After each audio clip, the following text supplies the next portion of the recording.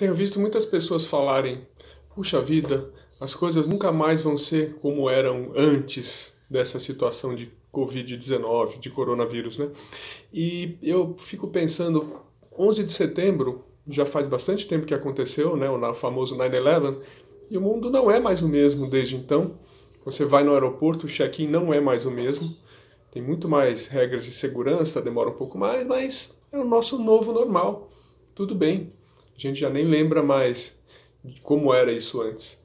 Agora a gente está no meio de uma situação em que ela vai ainda demorar um pouco para passar. E quando a gente não olha uma luz no fim do túnel, a gente começa a passar por algumas emoções, alguns sentimentos que estão ligados a essa questão de estou passando por algo que não escolhi passar e não tenho escolha. Quando isso acontece, aí eu trago um conhecimento dos cursos de Change Management, né? A gente passa por uma curva de emoções. Quem tiver interesse, essa curva foi explicitada pela Elizabeth Kubler-Ross. E eu não vou falar a curva inteira aqui, eu vou colocar, o objetivo aqui é trazer assim os principais pontos para a nossa conversa, né? Do que a gente está sentindo. E o que a gente está sentindo agora são as fases do luto. Primeira fase, negação.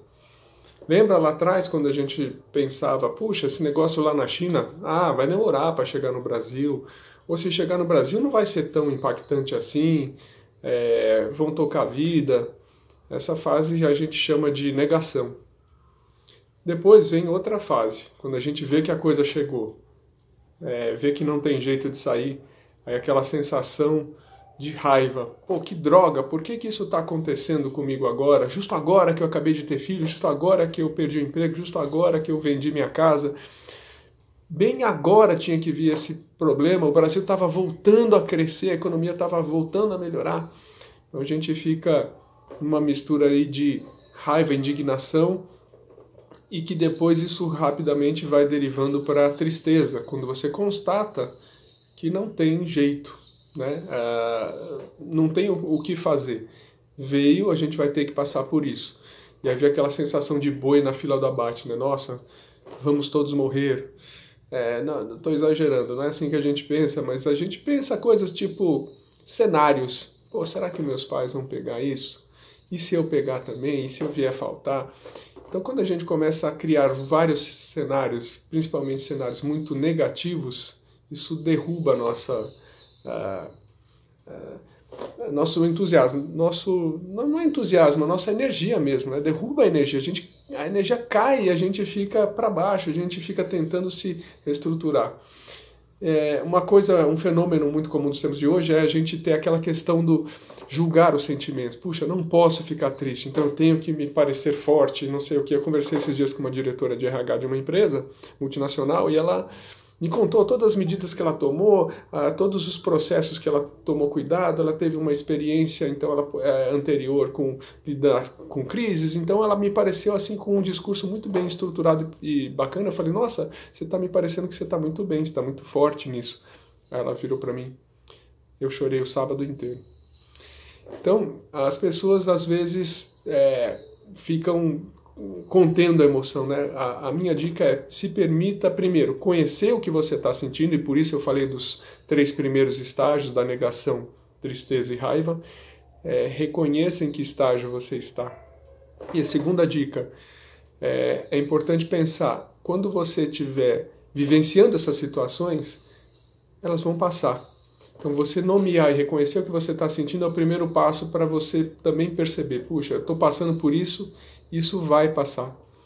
E a gente não vai ficar no luto, na tristeza. Isso também vai passar, e aí vem a fase de aceitação, aquela fase em que a gente fala, bom, quando passar toda essa situação, a gente olha para trás e fala, puxa, até que não foi tão ruim assim quanto eu imaginava. Então, quando você estiver hoje pensando em cenários, principalmente cenários muito pessimistas, né, tem pessoas que às vezes tendem a ter uma tendência bom, né? Tendem a pensar de uma maneira mais pessimista. Outras têm uma tendência a pensar de uma maneira mais otimista. Mas se você puxa mais para o lado negativo, toma um cuidado de olhar outros cenários. por que não a gente pode pensar em cenários também não tão ruins, em que a gente vai passar por isso de uma maneira não tão grave, que a gente vai recuperar a economia, já que a gente viu outros países lidando com essas situações, a gente ganhou uma experiência de ver os outros países. Então a questão principal é também a gente olhar aspectos e legados que esse processo vai deixar. Qual é um legado importante? Por exemplo, cultura de doação. Eu nunca tinha visto no Brasil, eu estudei nos Estados Unidos e lá tem essa cultura de doação, e no Brasil eu nunca tinha visto essa cultura das empresas se preocuparem em doarem coisas, por exemplo, juntar Itaú, Bradesco e Santander para doar 5 milhões de testes de vacinas, ou juntar Ambev com o Albert Einstein e a Gerdau para construir hospitais e doar para o poder público. Coisas assim, sensacionais, são coisas que a gente vê que quando a gente está mobilizado a gente consegue fazer algo para o bem comum. E eu acho que isso pode ser algo que vem para ficar, por que não? Então a gente também pode imaginar cenários aí que têm desdobramentos positivos do que vai acontecer. Enfim, o recado que eu queria deixar com você é esse. Reconheça o seu sentimento, saiba que ele vai passar, e quando você estiver precisando se centrar, use o mindfulness, o famoso mindfulness que a gente tem falado tanto e praticado pouco. Este que vos fala também deveria praticar um pouco mais, mas o mindfulness é o quê? Você vir para o presente, respirar e pensar no hoje. Como você está hoje? Você está bem? Talvez você não esteja doente, talvez você esteja usando o seu tempo para, já que você não tem tempo de trânsito, tempo para aprendizado, e se não está, fica aqui a dica, hashtag, também ficar um pouquinho no presente e não só ficar naquela ansiedade do futuro, naquela tristeza antecipada por algo que a gente acha que vai acontecer, que pode acontecer, mas também pode não acontecer, e que a gente não tem controle. Então, foque no que você tem controle, que você pode fazer hoje. Coisa simples. O mindfulness é uma delas. Outra coisa, lavar as mãos, cuidados com a higiene, tudo que a gente sabe.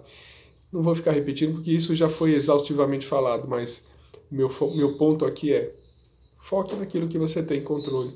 Porque o que você não tem controle, fica ansioso porque você não tem controle, não vai resolver o problema. Beleza? Então fica essa dica pra gente refletir juntos aí.